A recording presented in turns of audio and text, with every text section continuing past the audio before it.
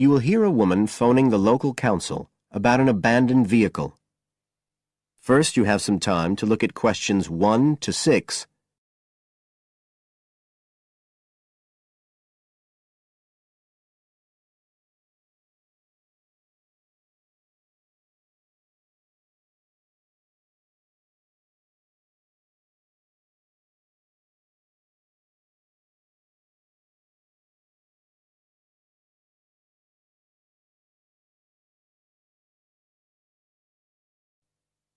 Now we shall begin. You should answer the questions as you listen, because you will not hear the recording a second time. Listen carefully and answer questions 1 to 6.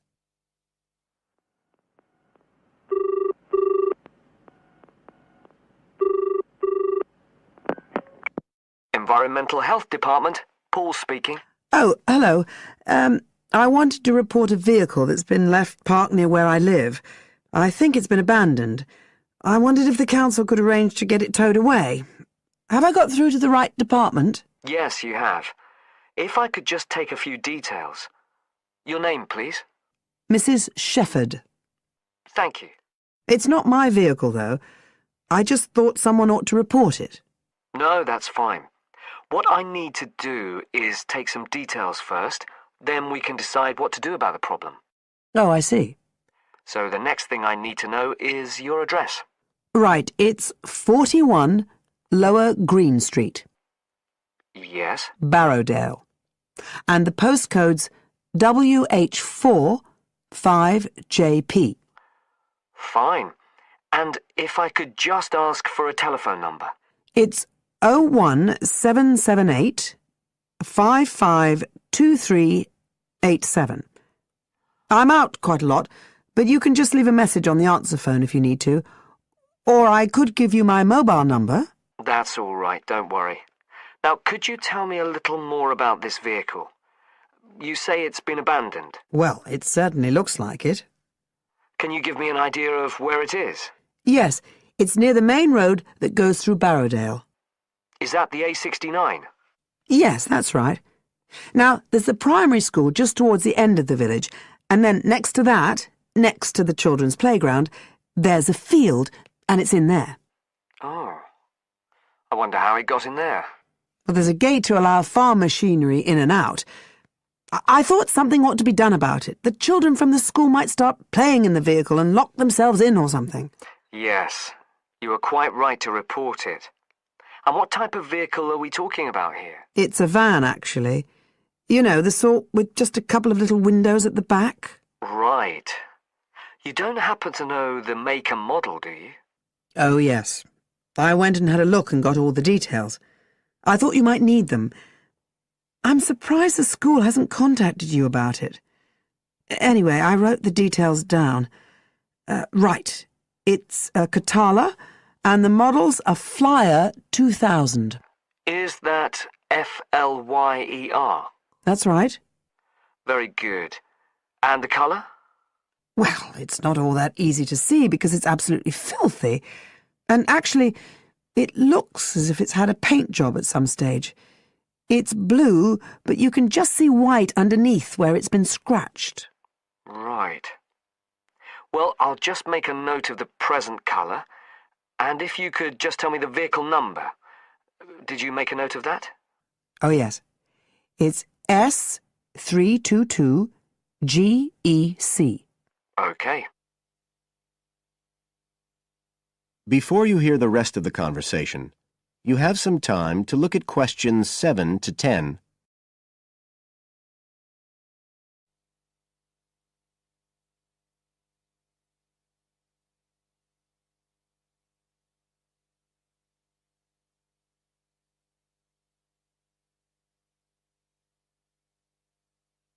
Now listen and answer questions 7 to 10. And it sounds as if the general condition of the vehicle isn't too good, from what you say.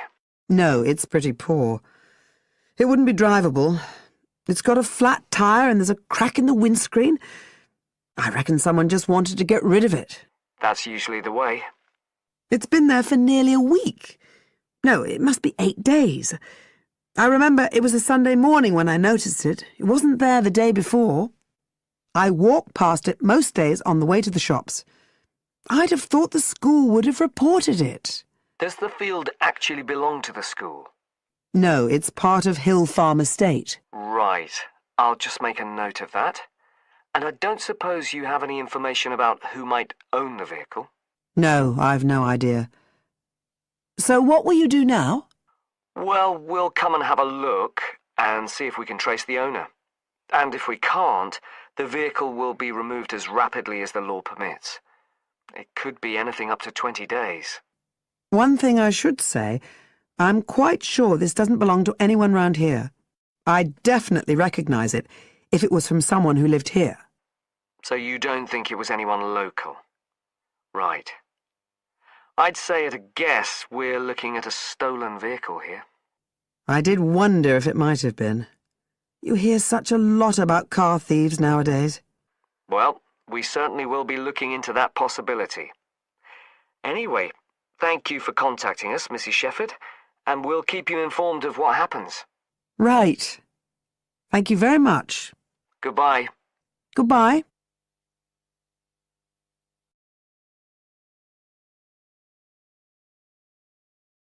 That is the end of part 1.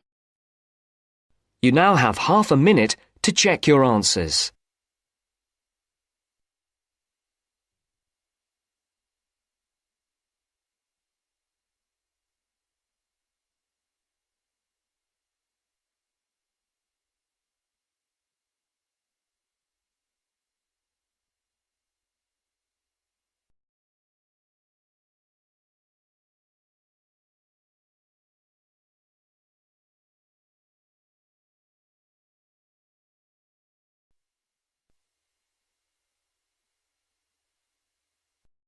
Now turns to part 2. Part 2. You will hear an introductory speech to students at a summer school. You have 30 seconds to look at questions 11 to 14.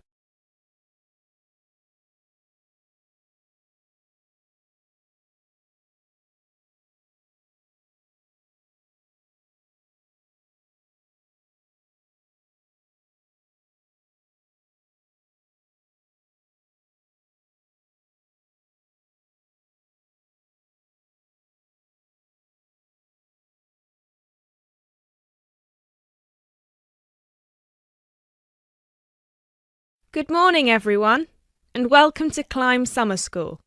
Now, I know most of you have travelled a long way to get here, and you're probably looking forward to settling into your rooms.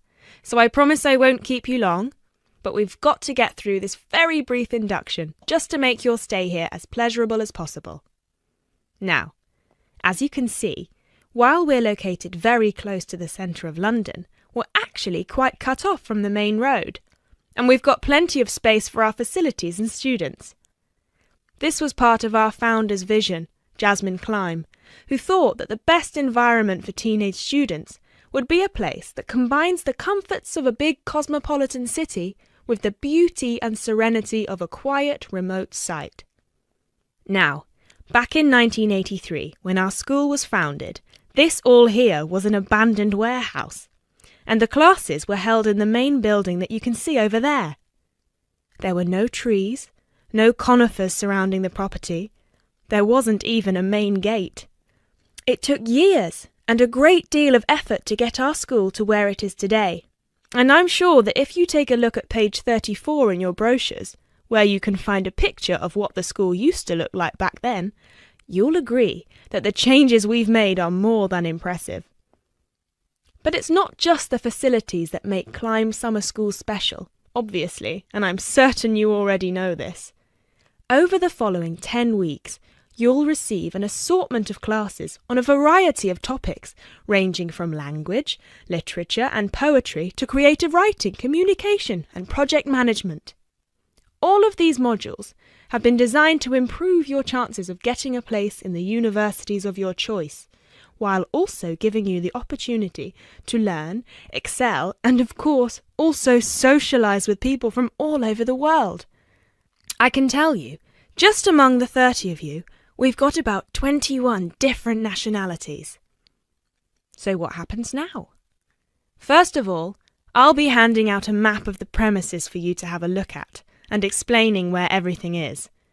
Once we're done here, you'll all be taken to your rooms where you can unpack and relax for a couple of hours.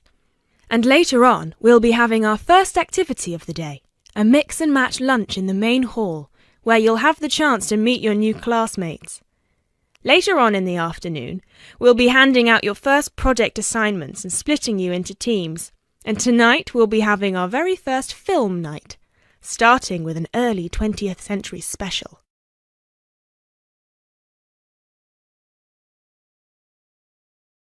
You now have 30 seconds to look at questions 15 to 20.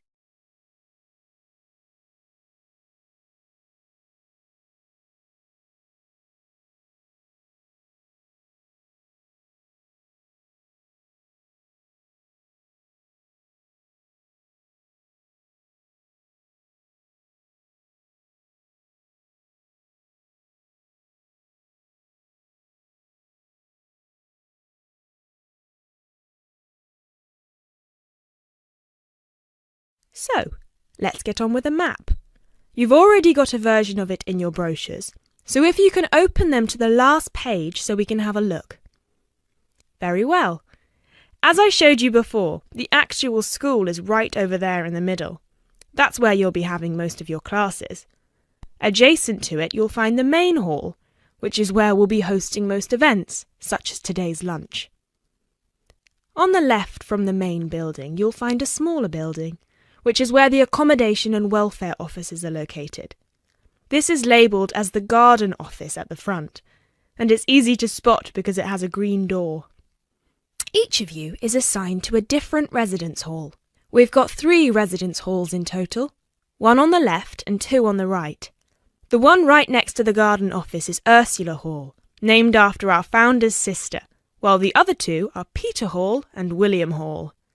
Now, as you can see, there are 3 more buildings to the left of the semicircle here, and 1 more building on the right-hand side, next to William Hall.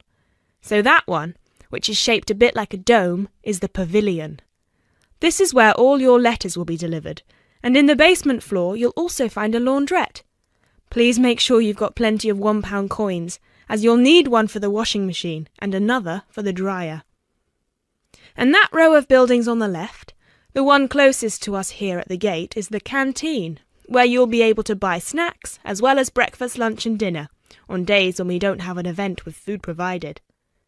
The next one is the gym, which is open from 7 a.m. to 8 p.m. from Monday to Friday, and until 10 p.m. at the weekend.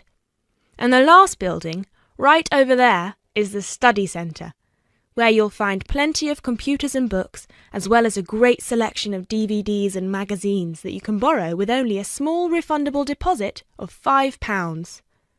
Now, please remember to keep your student card with you at all times, as you'll need it to access most of these facilities.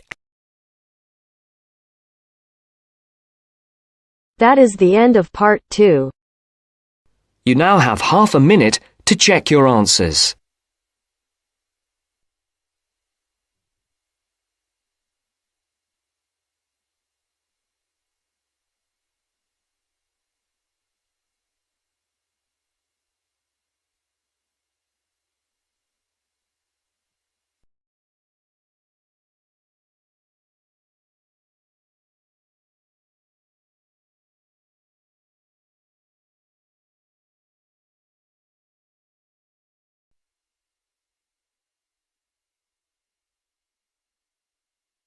Now turns to part 3. Part 3. You'll hear a woman calling Laverton Arts Centre for some information. First, you have some time to look at questions 21 to 26.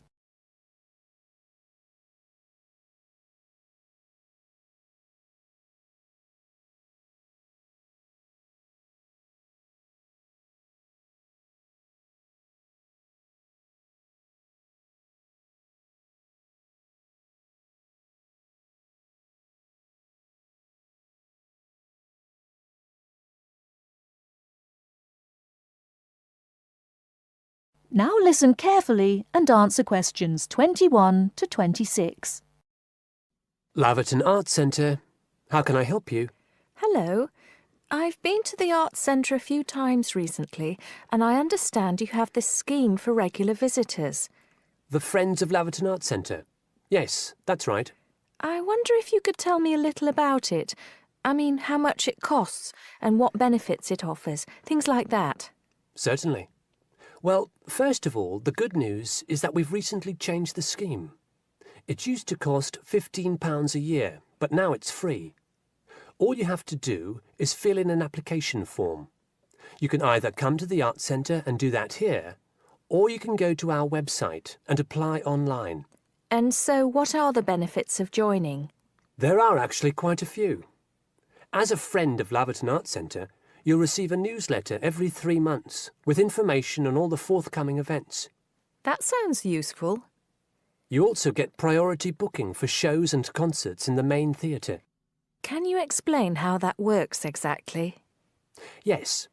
What that means is that when tickets go on sale, for the first 2 days they're only available to friends of the Arts Centre. So as long as you book early, you can make sure you get seats. Great! Do you ever offer discounts to friends of the centre? Under the old system, when you had to pay to be a member, we did. Under the new system, there won't be any discounts for shows in the main theatre or films at the Arts Cinema. Having said that, we will be offering some discounts to members for performances in the small theatre. There'll be information about this in each issue of the newsletter. I suppose I can find that information online as well, can I? Absolutely. Actually, we're redoing our website at the moment. Right now, there actually isn't a special section for Friends of the Arts Centre on the website. Once the site's been redesigned, there will be. You'll be able to put in your username and password and enter a special section just for you. It sounds excellent. Are there any requirements, though? I mean, as a member, do I have to do anything? Yes, sorry, I forgot to mention that. There are no formal requirements at all, though obviously we have this scheme to encourage people to attend events here regularly. So we ask that you attend at least 4 events a year, whatever they are, if you possibly can. Nobody's going to count, though, and it's totally up to you. That sounds fair enough.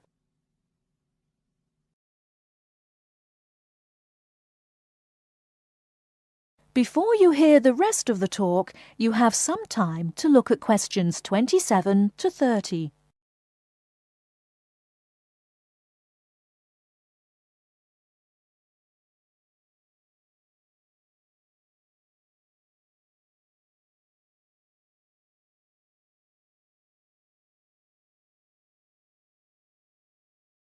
Now listen and answer questions 27 to 30.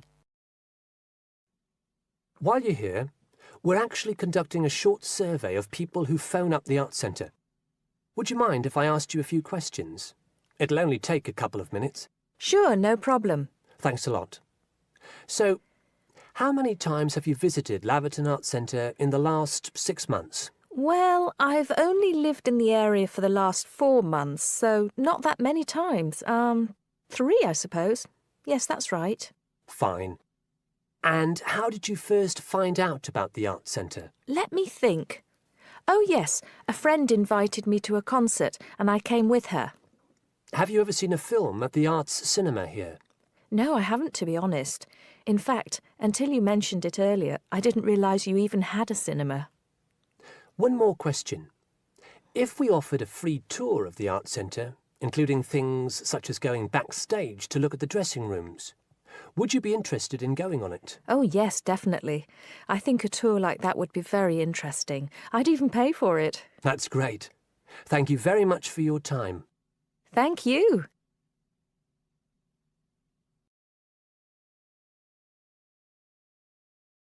That is the end of part 3. You now have half a minute to check your answers.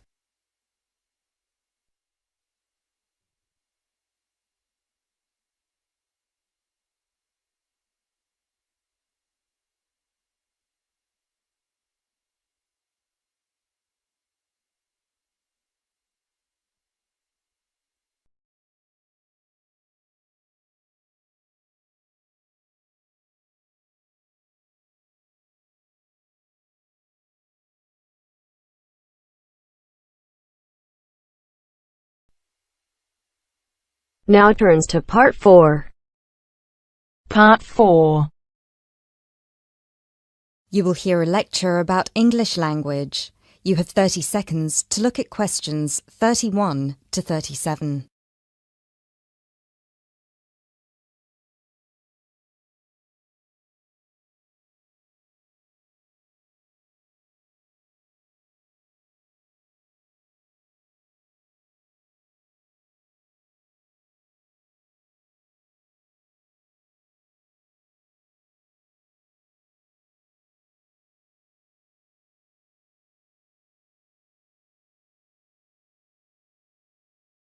Those of you who were here last week will remember that we talked about the journey of the English language from its early Indo-European origins through to Old English, Middle English, and then to early and late modern English before it reached the form that it has today.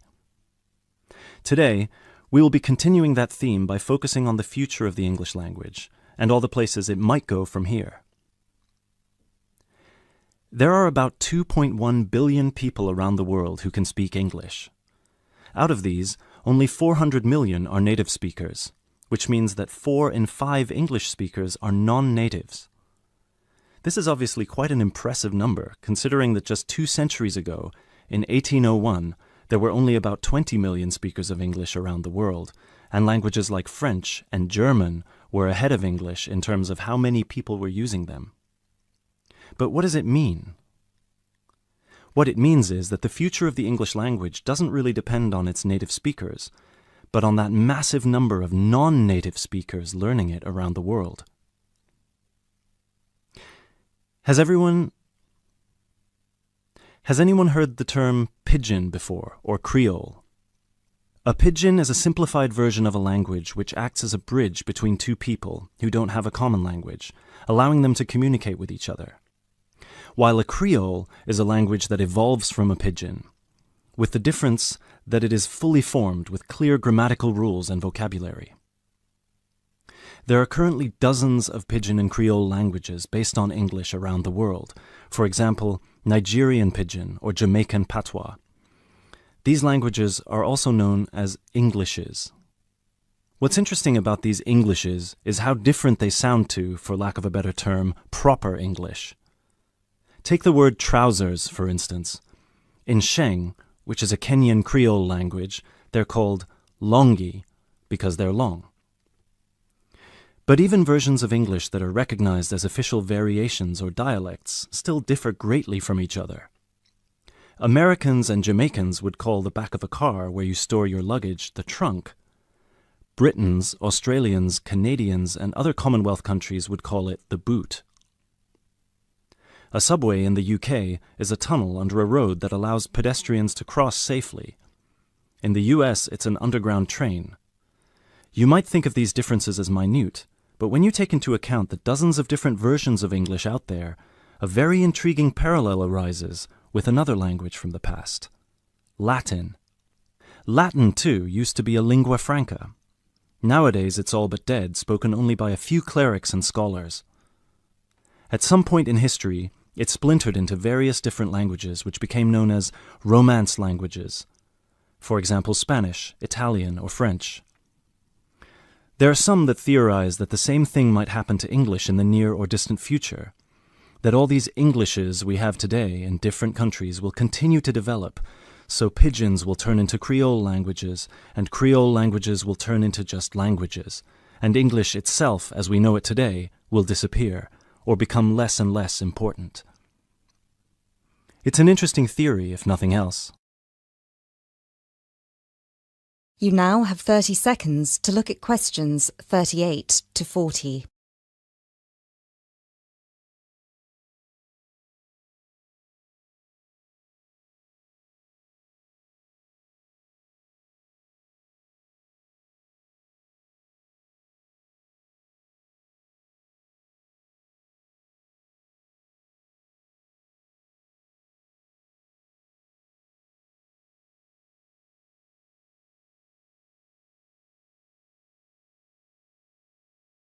It makes sense that as English grows in popularity, countries, especially those with a strong sense of identity and tradition, will develop their own versions of the language, marked by the idiosyncrasies of their culture.